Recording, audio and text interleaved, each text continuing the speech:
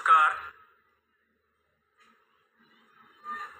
आज सर्वप्रथम मी आपल्या व्यासपीठावर असलेले सगळे माननीय शिक्षण क्षेत्रातले आणि इतर क्षेत्रातले पण शिक्षण क्षेत्रामध्ये अतिशय मोठं योगदान देत असलेल्या सगळ्या या ऋषी महर्षी, मी यांना ऋषी महर्षीच म्हणेन, कारण आता डॉक्टर मदन निकम सर स्वतः सर्जन आहेत आणि त्यांनी इतका सगळा कायापालट करून टाकलेला आहे हे मी बघितलं. एवढ्या इतक्या 2-3 तासात मला इतकी माहिती मिळाली की इथे संपूर्ण अशी जादूची कांडी फिरवल्यासारखं प्रगती झालेली आहे.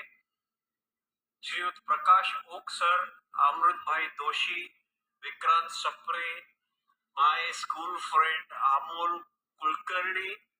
अमोल कुलकर्णीचं आमच्या शाळेच्या चेअरमन, संजीवन विद्यालय पाचगणीच्या चेअरमन शशिताई ठकार, त्या फार कौतुक करतात. त्यांचं वय आज आहे 94-95 आणि त्या अजूनही पूर्ण शाळा चालवतात. प्रत्येक टाइम टेबलवर त्यांची सही असते, प्रत्येक चेकवर त्यांची सही असते. शी स्टील रनिंग द स्कूल आणि त्यांना अतिशय कौतुक वाटते की माझा एक विद्यार्थी त्यांच्या स्वतःच्या शाळा चालवतो. It's a very great job and you are doing such a noble service. I am truly impressed. आणि रंजना मॅडम, रंजना जाधव मॅडम यांच्याशी माझा संपर्क राहिला आणि हे सगळे शिक्षकगण, शिक्षकांचं काम हे समाज घडवण्याचं काम असतं आणि मी इथे बघतो आहे की त्यांनी इतक्या सुंदर रीतीने या भागामध्ये मुलांना इतकं सुंदर वळण लावलेलं आहे, इतका सुंदर कार्यक्रम केलेला आहे की मला शब्द अपुरे पडतात.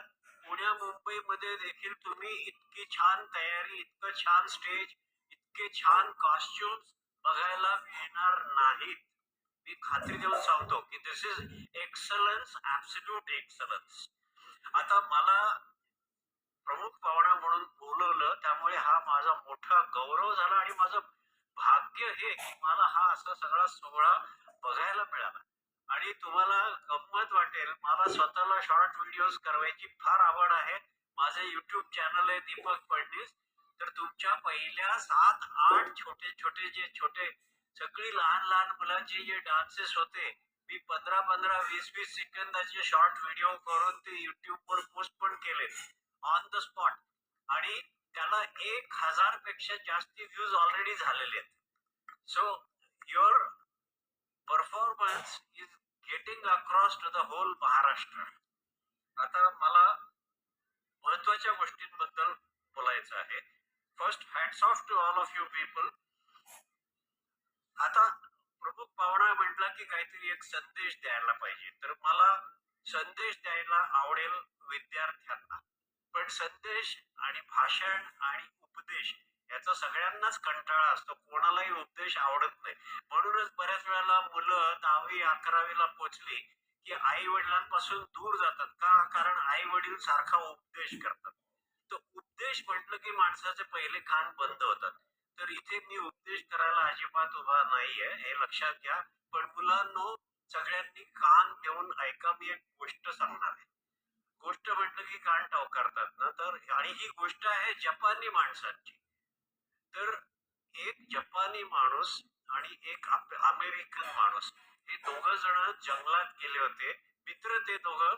त्यांना शिकार करायची होती सश्याची, म्हणून ते छर्याची बंदूक घेतली प्रत्येकाने मस्तपैकी आणि स्पोर्ट्स शूज घालून वगैरे असे एकदम छानपैकी चालले जंगलात. आणि ससा मिळेना, तर खूप आतमध्ये गेले जंगलात खोलवर, ससा काय मिळेना आणि इतके डीप गेले की त्यांचं मेन एंट्रन्स 1-2 किलोमीटर दूर राहिलं आणि त्यांना दिसलं की समोरून एक वाघ येतोय. तर आता मात्र त्यांची एकदम हे झाली, घाबरगुंडी उडली आणि मग त्यांनी ठरवलं आता तर आपल्याला पळायला पाहिजे. तो अमेरिकन तर पळायलाच लागला आणि तो त्या जपानी माणसाला म्हणला, अरे चल चल लवकर पळ, आपल्याला 2 किलोमीटर पळायचं, हा वाघ आपल्याला खाणार. तर तो जपानी माणूस तो काय पळायला तयार नाही.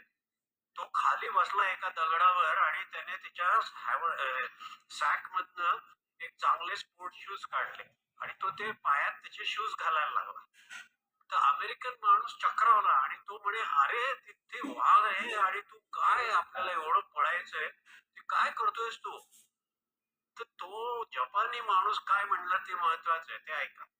तो म्हणला, अरे 2 किलोमीटर कुठे पळायचंय? मला काही 2 किलोमीटर पळायची आवश्यकता नाहीये.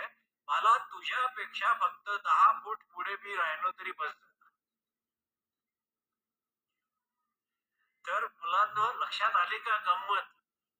जो पुढे राहिला तो वाचला, जो मागे राहिला तो संपला, त्याला वाघानं खाल्ला. आयुष्यामध्ये हा एकच संदेश लक्षात ठेवा, थांबला तो संपला, मागे पडला तो संपला, पुढे राहिला तोच पुढे राहिला. Be the best. That the only thing you have to always aim for being the best. आणि त्याच्यासाठी श्रम करायला लागतील, मेहनत करायला लागेल, सगळं करायला लागेल. मी IIT शिकलो. IIT मला एंट्रन्सला का मिळाली ऍडमिशन? तर माझं एक सिक्रेट मी तुम्हाला सांगतो. आणि ते तुम्ही पण अंमलात आणू शकता. तुम्ही पण IIT जाऊ शकता, तुम्ही पण मेडिकल करू शकता. Your fundas should be clear. कुठलाही विषय त्याची थिअरी तुम्हाला व्यवस्थित कळली तर मग तुम्हाला काही कठीण नाही.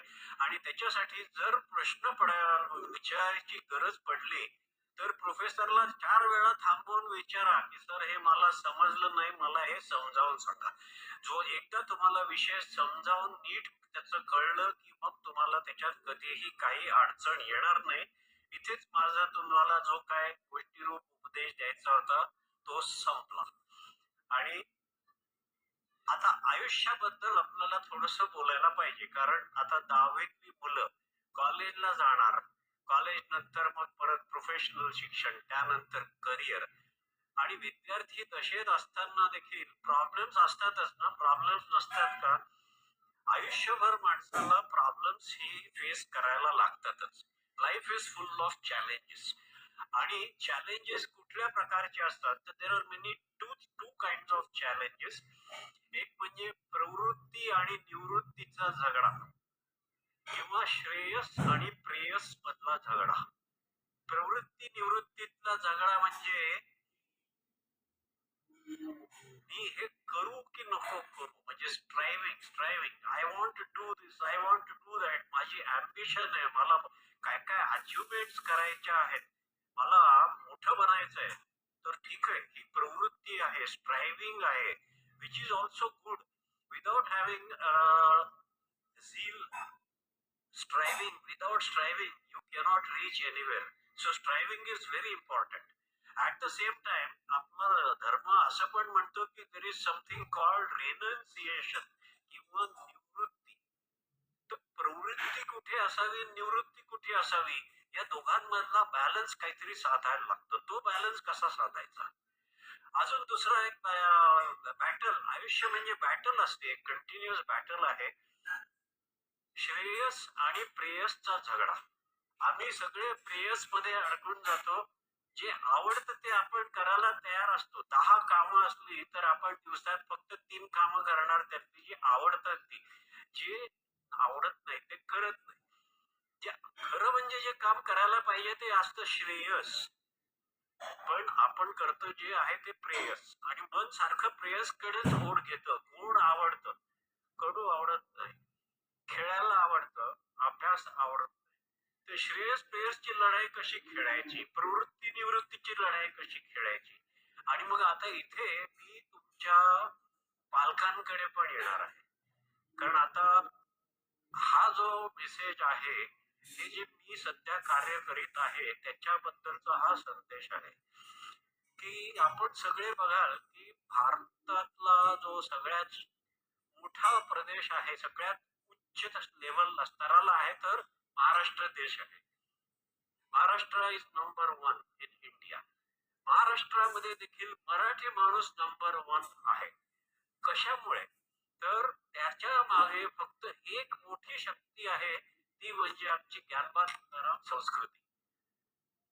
आम्हाला लहानपणापासून जी शिकवण मिळालेली आहे ती शिकवण आमच्या धड्यांमध्ये, मराठीच्या धड्यांमध्ये संतांचे लेसन्स, संतांची चरित्रे, संतांची शिकवण. आणि महाराष्ट्रात इतके थोर थोर संत होऊन गेलेले आहेत, त्या संतांनी हा महाराष्ट्र घडवला आहे.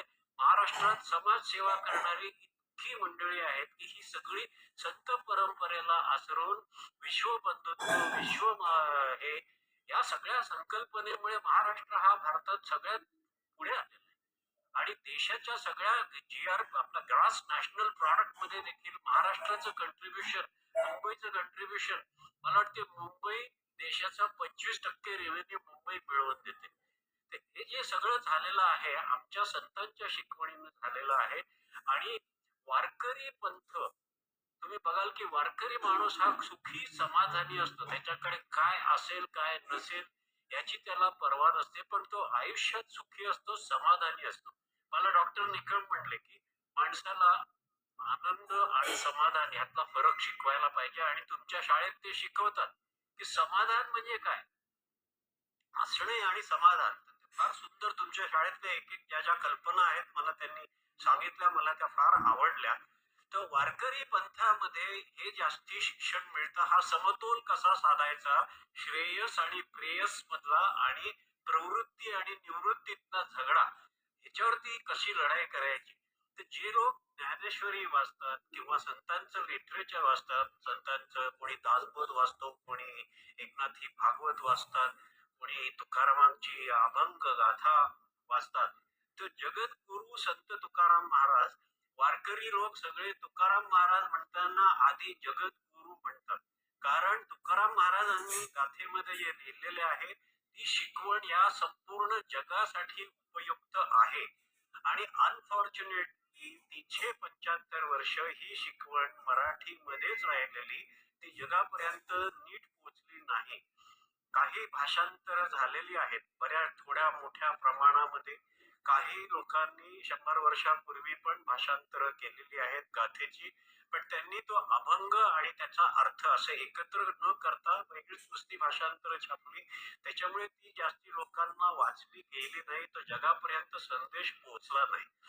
2016 साली मी जेव्हा माझ्या हातात गाथा आली 1983 साली, मी वाचून संपूर्ण 2 वेळा माझी गाथा वाचून झाली. माझ्या लक्षात आलं की हे इतकं अफाट ज्ञान आहे, हा एवढा मोठा आनंद सागर आहे की जो माणूस संपूर्ण गाथा वाचेल तो माणूस आनंदात इतका डुंबेल की तुम्ही फुलांचा सुगंध घेतल्यावर जेवढा आनंद मिळतो त्याच्या 1000 पट आनंद जो माणूस संपूर्ण गाथा वाचेल त्याला मिळेल.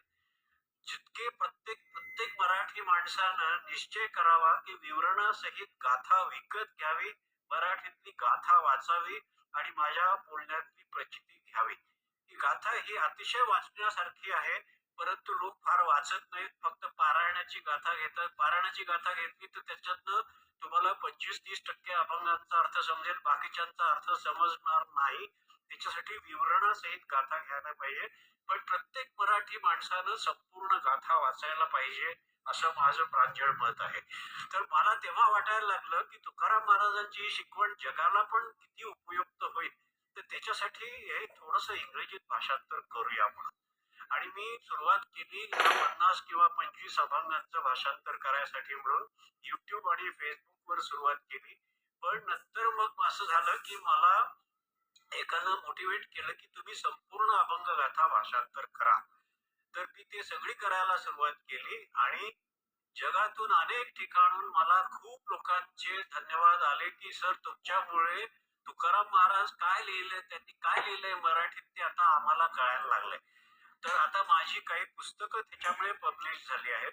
माझं आता कुठपर्यंत काम झालंय ते सांगतो की गाथेमध्ये 4538 अभंग आहेत. देहूची जी ऑफिशियल गाथा आहे 4538 अभंग आहेत.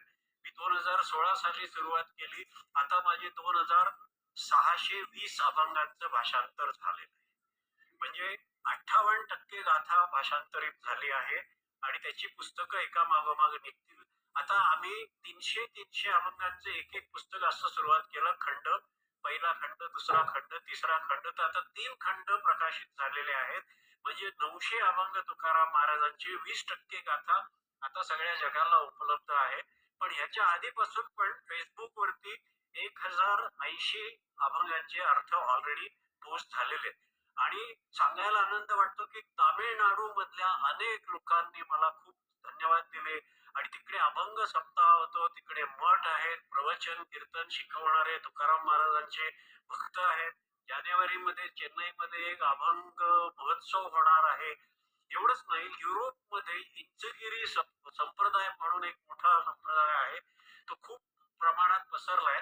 तिकडे त्यांच्याकडे फ्रान्समध्ये अभंग सप्ताह होतो. दरवर्षी मे महिन्याच्या शेवटी तिकडे अभंग सप्ताह असतो आणि बरेच युरोपियन्स तिकडे जातात आणि तिथे त्यांचा अभंगाचा सप्ताह होतो. तर त्यांनी माझी 10-10 पुस्तकं तिकडे नेली आणि त्यांनी मला फीडबॅक दिला की आम्ही आमच्या अभंगांमध्ये 80% अभंग आम्ही तुकाराम महाराजांचे अभंग म्हणतो. कल्पना करा, युरोपियन लोक तुकाराम महाराजांचे अभंग गाऊन नाचतात तिकडे, निसंकोच नाचतात. पण आम्हा लोकांना संकोच वाटेल अभंगावरती नाचायला. पण तिथे त्यांनी मला सांगितलं की इतकी वर्ष आम्ही अभंग गात होतो पण आम्हाला अर्थ कळत नव्हता. आता तुमच्या पुस्तकांमुळे आम्हाला अर्थ कळाला. तर आता तुकाराम महाराजांची शिक्षण ही शिकवण ही आता संपूर्ण जगाला प्राप्त व्हायला लागलेली आहे. हळूहळू हे पसरणार आणि त्याचं बीज हे झालं ते 2016 साली निर्माण झालं. आणि ही पुस्तकं मी आता माझी दुसरी सगळ्यात शेवटचा मुद्दा मला हेच सांगायचं आहे की मी ह्याच्यानंतर आता मिशन लायब्ररी सुरू केली आहे. कारण मुलांचं संस्कारक्षम वय असतं. आता अशी परिस्थिती झाली आहे की मराठीमध्ये आपलं सगळं वाङ्मय आहे पण मुलं इंग्लिश मीडियम मध्ये शिकतात. इंग्लिश मीडियम मध्ये शिकत असल्यामुळे आपली मराठी संस्कृतीचं जे आहे ज्ञानेश्वरी, दासबोध, गाथा, एकनाथी, भागवत याचं वाचन होत नाहीये. आणि याचं वाचन होत नाहीये त्याचा दुष्परिणाम होतो समाजावर. समाज घडण्यासाठी आमची शिकवण आपल्या लोकांना वाचायला पाहिजे. तर मुलांनी इंग्रजीमध्ये गाथा वाचायला हरकत नाही. तर प्रत्येक कॉलेजला माझ्या मते आर्ट्स कॉलेजेस, शाळा यांच्याकडे इंग्रजीतली अभंग गाथा असणं आवश्यक आहे. तर मी ठरवलंय की भारतात आणि भारताच्या बाहेर, भारतातले 500 कॉलेज, भारताच्या बाहेरचे 500 कॉलेज, या सगळ्यांना मी पहिला खंड फ्री देत आहे, भेट म्हणून देत आहे.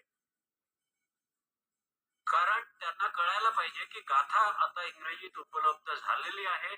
आणि मग मी त्यांना एक लेटर देतो कॉलेजला आणि मी त्यांना सांगतो की हा पहिला खंड आम्ही तुम्हाला देतोय. मुलांना तुम्ही लायब्ररीत गाथा उपलब्ध करून द्या. त्यांना सांगा की गाथेचा तुम्ही अभ्यास करू शकता, गाथेवर तुम्ही MA करू शकता, PhD करू शकता. रुईया कॉलेजला कुलकर्णी साहेबांची कन्या तिथे शिकते आहे. तिनंच माझी ओळख करून दिली. त्यांच्या प्रिन्सिपॉल कडे गेलो. त्यांच्या प्रिन्सिपॉलना ही पुस्तकं इतकी आवडली, त्यांनी सगळी पुस्तकं विकत घेतली. त्यांनी सांगितलं आम्ही आमच्या मुलांना गाथा नक्की देऊ वाचायला. तर मी 500 कॉलेजेस भारतात, 500 भारताच्या बाहेर सगळ्यांना पहिला खंड फ्री देणार आहे. त्यांना सांगणार आहे इंग्लिश गाथा तुमच्याकडे मुलांना उपलब्ध करून द्या. कारण त्याने त्यांच्यावरती संस्कार होतील, त्यांचा फायदा होईल.